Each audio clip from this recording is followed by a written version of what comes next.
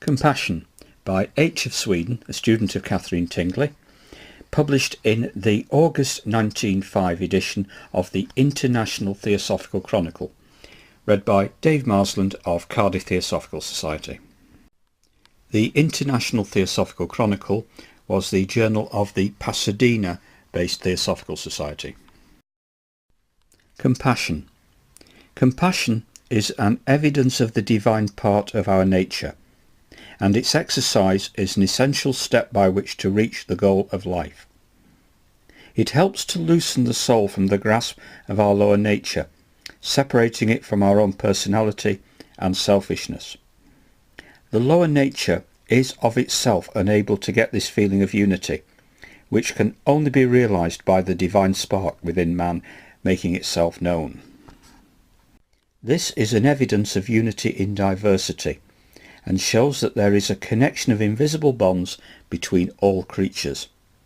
The more spiritually developed a man is, the more sensible he is to vibrations of these uniting chords. There are no thoughts or feelings which do not react upon other beings for good or evil.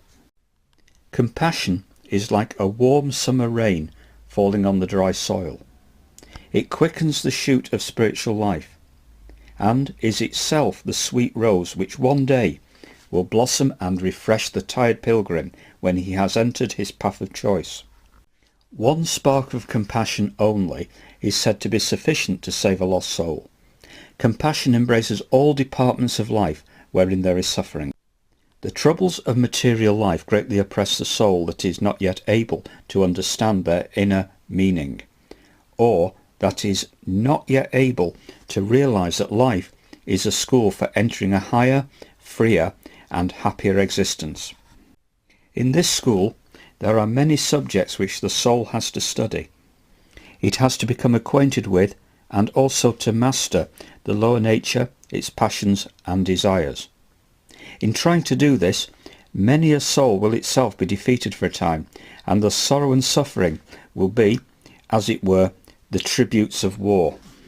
The man who stands today may perhaps fall tomorrow, and he will always fall till he has learned to realize that the defeat of others is equal to his own, till he feels in his heart the sorrow of the conquered and the shame of the misled.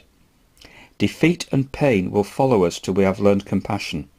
This is the task and meaning of suffering. The man who has true compassion does not blame his neighbour, and this is the right condition for attaining the knowledge of truth.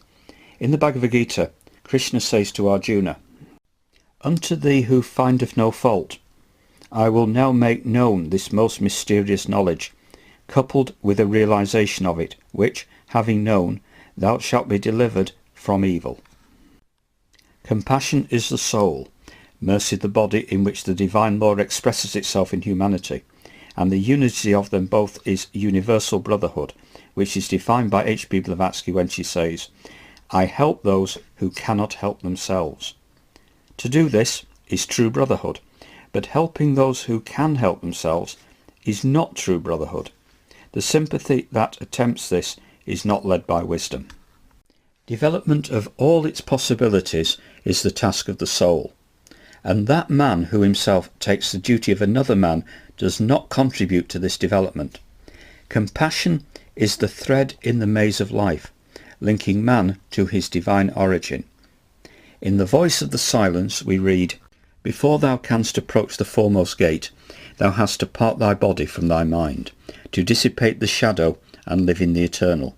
For this, thou hast to live and breathe in all, as all that thou perceivest breathes in thee, to feel thyself abiding in all things in self,